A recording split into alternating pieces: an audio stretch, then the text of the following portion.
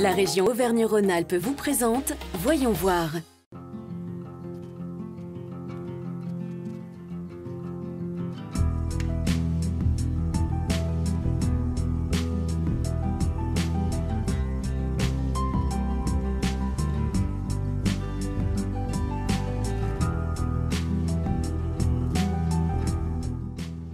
Bonjour et bienvenue dans ce nouveau numéro de Voyons voir consacré aux livres. La création, la fabrication, l'édition ou encore la commercialisation d'un ouvrage sont le résultat de nombreuses étapes qui constituent la chaîne du livre. Cette filière ne serait donc rien sans les passionnés qui la composent. L'équipe de Voyons voir est partie à la rencontre de certains qui la rendent si riche. Direction le Puy-en-Velay avec Laetitia Devernay, autrice, illustratrice. Bonjour Laetitia. Bonjour. Donc merci de nous accueillir au sein de votre lieu de création. La première question que j'ai envie de vous poser, c'est comment est-ce qu'on travaille quand on est une auteure-illustratrice? Quand je travaille sur un album, je commence par faire des images et je décline cette image.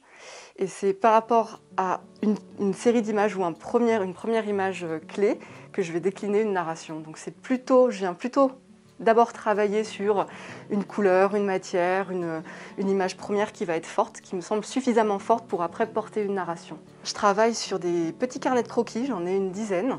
Et puis c'est un peu des carnets de croquis pas à thème, mais du coup où je vais travailler sur un carnet, je vais travailler des personnages, sur un autre je vais venir travailler de la narration, sur un autre je vais travailler la trame. Et c'est ces petits bouts d'images qui vont après devenir des gros projets sur lesquels je vais travailler pendant 1, 2 ou 3 ans. Et est-ce que le fait d'être dans une ville comme le Puy-en-Velay, entourée de montagnes, de campagnes, est-ce que c'est propice à votre inspiration, vous pensez?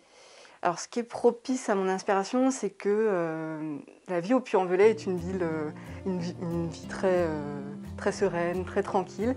Et du coup, au niveau de la concentration, je suis assez concentrée sur ce que je fais.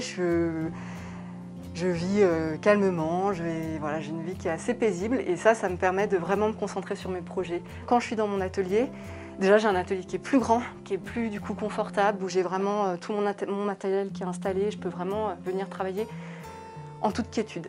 À qui est-ce que vous vous adressez? Oui. À un jeune public, à tout public? C'est une question qui est très intéressante parce qu'en fait, en France, culturellement, on offre les images aux enfants. Du coup, les maisons d'édition qui offrent des images sont naturellement des maisons d'édition destinées à la jeunesse. Mais moi, c'est un critère que je ne prends pas en compte en fait, quand je travaille. Je ne me dis pas je vais travailler pour les 3-5 ans ou pour les 7-12 ans. Je travaille pour un lecteur et je prends au sérieux mon lecteur. Donc je veux vraiment faire des images qui sont construites mais qui ne sont pas forcément des images douces, sucrées, arrondies. Je vais faire des images pour tous. Et en dehors de votre métier d'auteur-illustratrice, est-ce que vous avez besoin de faire d'autres activités, une nécessité ou financière ou vitale? Oui, tout à fait. Financière, parce qu'en fait, les droits d'auteur, c'est pas énorme. Donc, moi, je ne peux pas vivre que de mes droits d'auteur. Donc, je rencontre beaucoup les enfants, mais après, je le fais avec grand plaisir, en fait. Pour moi, c'est important. Finalement, la chaîne du livre, c'est ça, c'est la petite graine dont on parlait tout à l'heure, de l'idée première, qui va grandir, qui va passer par les maisons d'édition, l'imprimeur, le libraire, etc., mais jusqu'au lecteur. Et je trouve ça hyper intéressant en fait, de venir rencontrer ces lecteurs. Et quels sont vos projets à venir là? Vous travaillez sur des projets ou... Oui, je viens de terminer du coup, ce livre qui est un travail de commande qui va s'appeler Color, qui est un livre pour les tout petits, un livre tout cartonné donc pour les 0-3 ans sur les couleurs. Et puis après, j'ai un projet personnel qui va s'appeler Acrobatie, et qui est un projet de grande envergure parce que ça fait plusieurs années que je travaille. Et je dois rendre ces planches à la fin de l'année, voire au début de l'année prochaine, donc pour une sortie prévue en juin. Donc ça y est, ça se concrétise, donc c'est chouette. Et tout de suite, direction Saint-Étienne pour découvrir les éditions Jargy. Des éditions associatives qui ont suscité beaucoup de vocations autour de la bande dessinée, mettant en lumière de nombreux talents émergents. En région, l'édition de BD, c'est évidemment Glénat, l'historique, mais aussi de plus petites maisons d'édition indépendantes. On en trouve à Grenoble, à Lyon, mais aussi à Saint-Étienne, la ville de Challans et Chantal Montelier. Nous, Saint-Étienne, il y a Jargy, c'est dans les grandes villes en Rhône-Alpes, il y a des éditeurs et Jargy se met dans cette optique-là. Jargy, une maison associative co-dirigée par le tandem Alep Deloupi depuis la première heure. Aujourd'hui, la maison affiche 16 ans d'âge, 4 à 5 publications grand format annuelles, plus de 80 ouvrages et une politique de découverte évidente. C'est simple, on a fait démarrer plein de jeunes auteurs et sur les 50 auteurs qu'on a publiés, je dirais qu'il y a un gros tiers qui ont publié chez des grands éditeurs. On a servi de couveuse pour les auteurs. Et Georgie a même créé un format couveuse. C'est mini BD, format carré de 12 ou 16 pages, la série des BOC et des BN qui mettent en appétit les jeunes auteurs, mais ce sont aussi de vrais petits livres coup de poing pour des auteurs plus confirmés. Je vois un auteur comme Yvan Brun, par exemple, qui a fait le petit BN qui s'appelle Looping. Ce bouquin-là, c'est pas un bouquin qui aurait pu être publié chez Glénat. Voilà, c'est quelqu'un qui a besoin aussi de passer des messages, d'avoir des choses peut-être parfois plus intimes à raconter, qui vont moins plaire à un gros éditeur. Donc oui, on a besoin de tous les éditeurs pour pouvoir raconter toutes les histoires qui nous passent par la tête.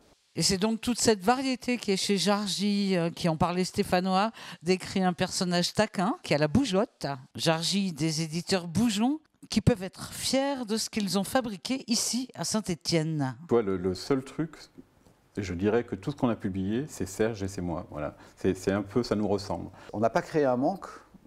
Il n'y avait pas un manque avant nous. Personne ne réclamait une maison d'édition. Mais le fait d'en faire une, ça a engendré un courant, un système, pas une école, hein, j'aime pas du tout ce terme, il n'y a pas d'école Georgie. Les livres qu'on a publiés le prouvent, il n'y a rien, il n'y a pas de livres qui se ressemblent. Il y a peut-être des courants semblables, mais il y a des livres assez différents. Mais le fait de faire une maison d'édition ici à Saint-Étienne, ça a attiré tous les gens qui étaient susceptibles de faire des choses, qui avaient envie de faire du dessin, qui avaient envie de faire de l'image, qui avaient envie de raconter des choses et qui sont venus naturellement à nous. Et ça, c'est génial. C'est de ça dont je suis le plus content et le plus fier.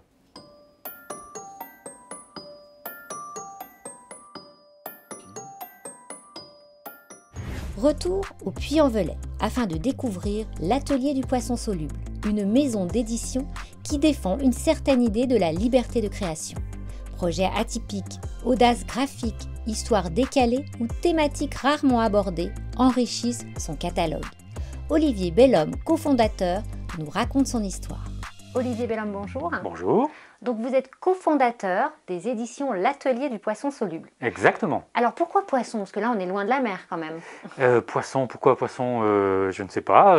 C'était il y a tellement longtemps. Quand on a cherché un nom, effectivement, on en a aligné des dizaines sur une feuille. Et quand on est arrivé à Poisson Soluble, cette association un peu improbable, on s'est arrêté de chercher. En fait, on a retenu celui-ci. Vous êtes des éditions indépendantes. Alors est-ce que vous pouvez nous expliquer pourquoi? On est tombé dans l'édition quand on était petit, comme ça, sans faire attention, sans faire exprès, sans projet. On était au lycée, on s'ennuyait un petit peu. On s'est inventé avec Stéphane Cario, mon associé, une histoire pour nous. Moi, j'ai apporté un petit bout d'histoire qu'il illustrait comme ça pendant un an. Et on s'est retrouvé avec une histoire qui ressemblait à une histoire pour enfants. Et on a eu envie, en fait, de le publier. Donc on a créé une association loi 1901 à l'époque pour publier ce titre-là. Et on est resté indépendant. En fait, on a appris notre métier comme ça au fur et à mesure. Et nous voilà ce soir. Est-ce que vous pouvez nous expliquer comment ça fonctionne le métier d'éditeur? C'est une sorte de chef d'orchestre qui donne des instructions à l'auteur sur un projet qu'il a déjà plus ou moins achevé. Un illustrateur qui va travailler sur ce texte-là. Et ensuite, un maquettiste qui va mettre en page les travaux de l'un et de l'autre, et un imprimeur qui va fabriquer dans un format défini, avec une pagination définie, un papier choisi, pour obtenir un objet en plusieurs milliers d'exemplaires. Mais à la base, il y a quand même un choix de votre part, un choix éditorial, un choix...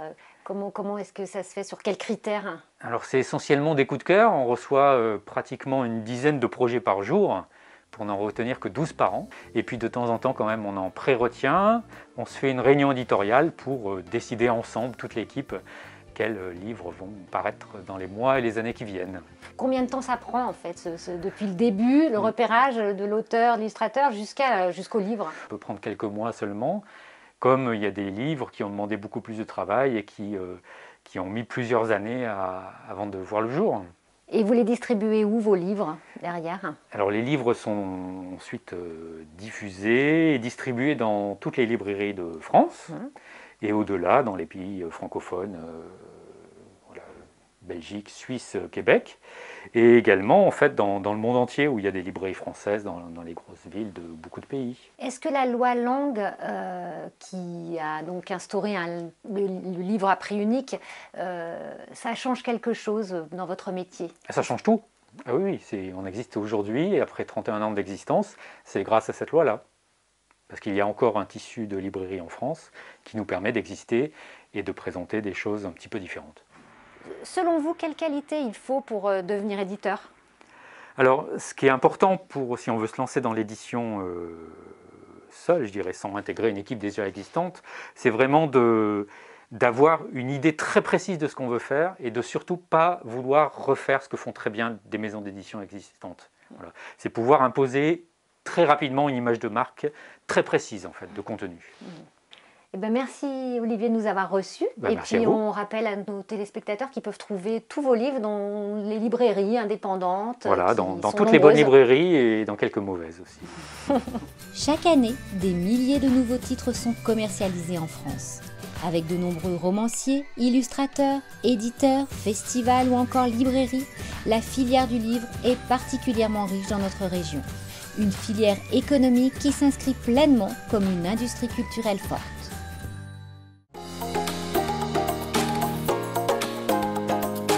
La région Auvergne-Rhône-Alpes vous a présenté Voyons voir.